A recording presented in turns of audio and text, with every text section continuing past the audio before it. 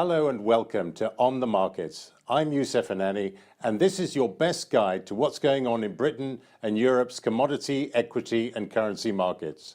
In today's show, we'll take you round the markets and review why things are getting just a little bit anxious.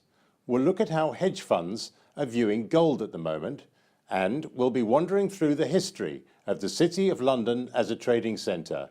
And finally, we'll give you a flavour of what next week holds. So let's start with our markets correspondent, Richard Dove, reviewing an anxious week around Europe. That word Brexit has hovered over the City of London markets this week. Deal-making and arm-twisting in the UK Parliament has just about kept Prime Minister Theresa May on track.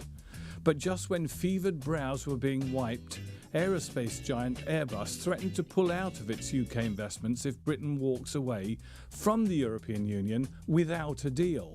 Airbus, based in Marseille, said it would reconsider its investments in the UK and its long-term footprint in the country. Brexit worries aside, the escalating trade war between the US and China and the fallout for others has contributed to the biggest weekly loss in the Pan-European Stock 600 and its Eurozone counterpart in 3 months. French stocks had a little bounce due to stronger than expected business activity figures in June. And auto stocks across Europe were again the worst performing, with the sector index suffering its worst week since January 2016.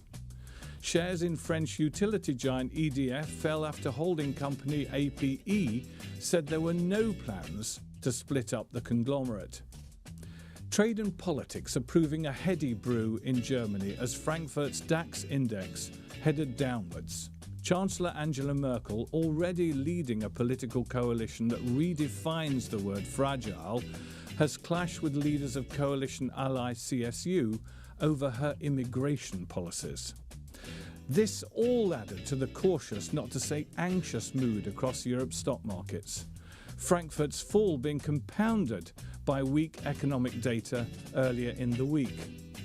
Milan, though, bucked the downward trend with the news that the country's 2 populist parties will be able to form a government after all. So 3 cheers and Aperol spritzers to that. So Richard joins me now. So the stakes are getting raised in this trade war. How's China dealing with it?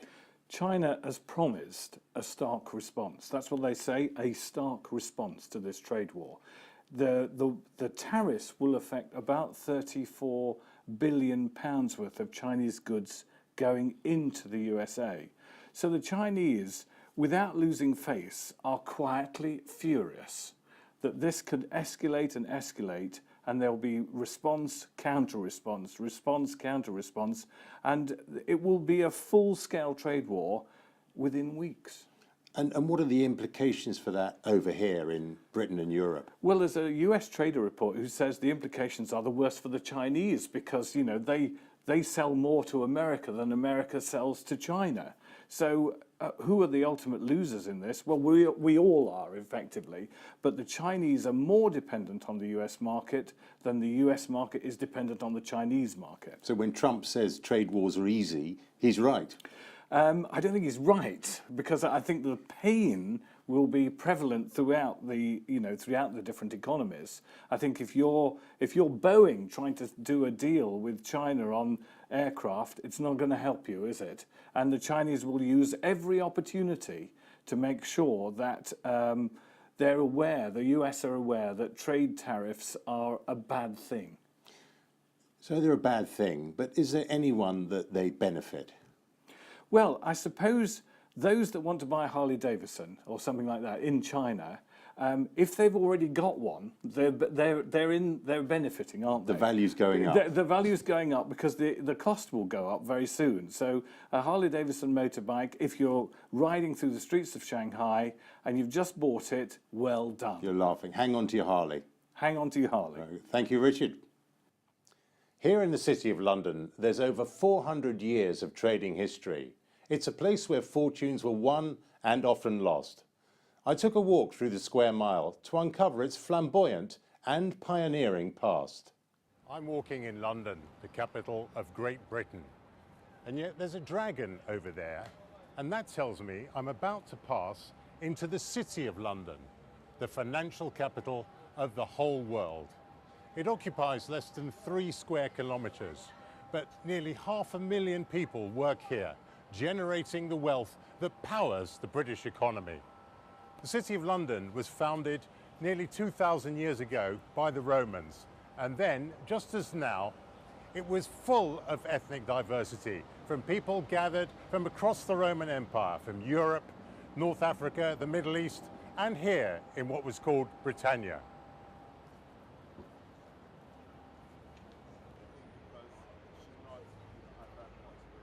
If the City of London is the centre of London, then the Bank of England here is its beating heart.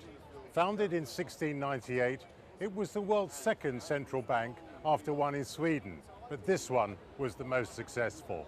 Originally owned by its stockholders, it was nationalised in 1948, and in 1998 it was made completely free of political influence. So it can set its interest rates without worrying about what politicians think. Welcome to the Royal Exchange. Founded in the 16th century by a merchant called Thomas Gresham, who has a street named after him just over there. This is where people came to buy and sell, and was effectively the world's very first stock exchange. Our change alley. This is where the world's very first cheque was signed, and it was made out for £400, which in today's money is $70,000. And the cheque clearinghouse was over there in Lombard Street, clearing cheques for 150 years. Do you fancy a coffee? Well, the merchants of the 17th century did, and they just discovered this new and very exotic drink. But they weren't just partial to drinking it, they were trading it as well. It was one of the most important commodities. Behind me are the gleaming architectural icons of the City of London. Every day, a third of the currency trading gets done over there. But with Brexit looming, will the City of London keep its prominence, or will it dwindle? We'll soon find out. Next week, you can join me as I tour the colourful and ancient trading floors of the City of London. We can expect more turmoil in the markets as the trade war between the US and most other places escalates. Next week, Washington announces a plan to restrict Chinese investments into the US and limit exports of American tech products to China. As we see from Daimler's woes, what affects China and the US causes fallout over here. We'll also be looking at French inflation figures and the Italian austerity measures and what effect they're likely to have on the Eurozone as a whole. And we'll be continuing our history walk through the City of London. So from me, Yusuf Anani, that's all from On the Markets.